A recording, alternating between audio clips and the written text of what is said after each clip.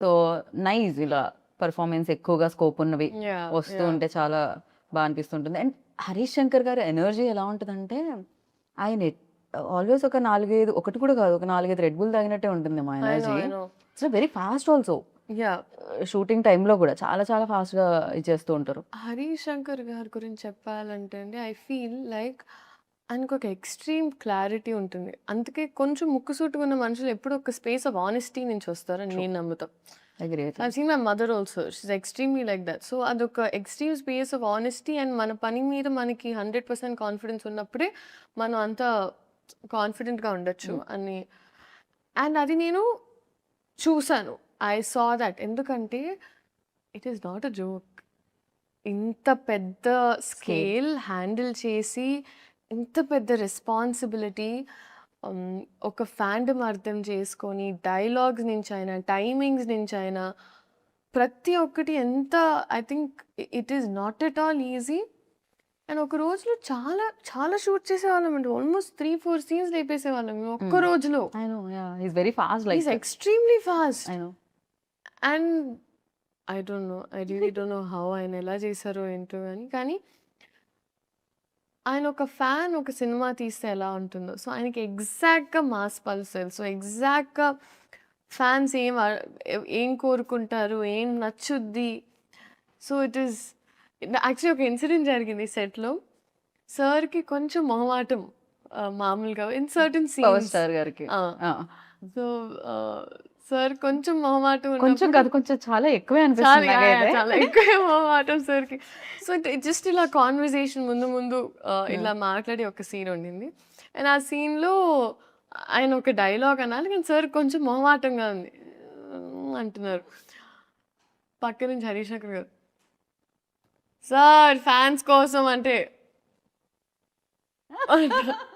Okay. Okay. Fine. Fine. అని ఆయన so, ఆయనకెప్పుడు if you always say it's for fans then ఆయన కంఫర్టబుల్‌గా చేస్తారు. లేకపోతే ఆయన అస్సలు చాలా I don't crazy no. Seriously. ఆయన యాహ్! పర్సనాలిటీకి అండ్ యాక్టింగ్ ఒక ప్రొఫెషన్‌కి it's poles apart. Contrast. Yeah! అందుకే ఆయన్ని ఆ టైంలో, ఆ మొమెంట్‌లో I think he has to be reminded.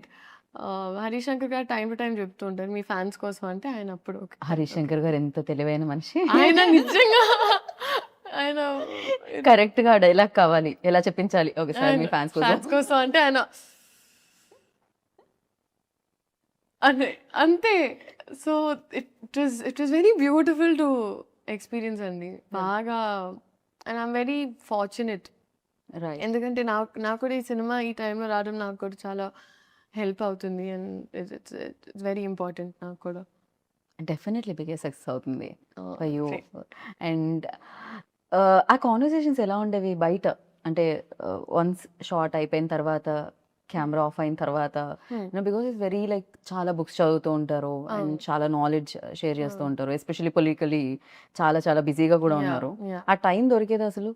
మాట్లాడడానికైనా ఆ స్కోప్ దొరికేదా? సార్ మాక్సిమం ఆయనకెప్పుడు ప్యారలెల్‌గా ఇట్ వాస్ 2 వరల్డ్స్ కదండీ! సో, ఆయనకి ఎప్పుడు ఒక గ్యాప్ దొరికినా అక్కడ అంటే if he knows everyone safe, comfortable and happy ఆయన ఇంకా ఆయన పనిలోకెళ్ళిపోయేవాళ్ళు. Hmm. So, it was always that.